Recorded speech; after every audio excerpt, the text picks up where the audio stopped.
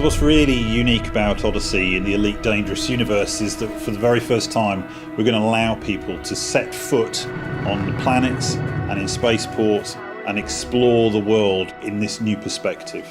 We've tried to maintain what we felt was a core part of Elite, which is freedom of choice. And we really embraced that with Odyssey and have transposed all of those careers back down onto an on-foot experience.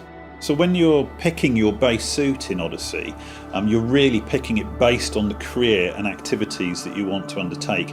Each of the suits has its own strengths and weaknesses. So for instance, there'll be a suit that skews towards exploration, a suit that skews towards combat, and also a suit which you might want to wear if you were to go scavenging, hunting through wrecks to find bits of equipment that might be useful to you. Odyssey will provide players with a clear choice. They're free to take missions, either from mission boards or mission givers, or players can go out and explore. So we allow the player to disembark at outposts, planet ports, spaceports. So all of these are great places to find work and undertake missions, but also now you can go to our new settlements, which are a kind of more Dust Bowl, Wild West towns that you'd find on the edges of civilization. When you find these settlements, I think you'll want to travel into them and see what the lay of the land is, see what options and opportunities they offer, and decide which way you're going to play. With Odyssey, for the first time, we'll have fully modelled and fully animated characters appearing in game, and they will feel part of the universe and extend the narrative that's there. They will be moving through these spaces, you'll be able to interact with them, some of them will speak to you, so we've had to work on getting those performances right. It's a whole new way of exploring the game. You'll hear the settlement, how alive it is. You'll hear announcers, you go into buildings and the soundscape changes. It's the very first time that you're experiencing the sound of Elite Dangerous, not inside a ship or inside a little vehicle, but inside a body.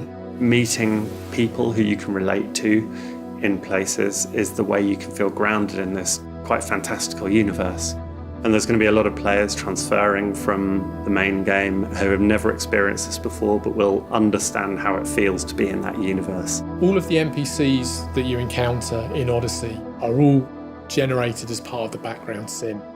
So if I go to a port or a settlement, the NPCs that I'm going to find there will be affiliated with the faction that owns that settlement. So we're driving some personality into our NPCs via the background sim connection, and I think that's an amazing addition. One of our new features and new characters works for a corporation called Apex Interstellar. Players will be able to book journeys to and from ports within jump range. This gives a way for those players to actually move around the galaxy for a relatively cheap fee and experience gameplay away from the ports themselves. So within the on-foot gameplay, the primary way of earning credits is to actually undertake missions and obviously complete them successfully. But you can also do some slightly more nefarious acts. Maybe you'll go to settlements and steal items and sell them onto the black market. Or you could become an explorer and collect samples from our new organic life. With Odyssey, we've worked really hard to maintain player agency. We want players to have the choice about how they play Elite.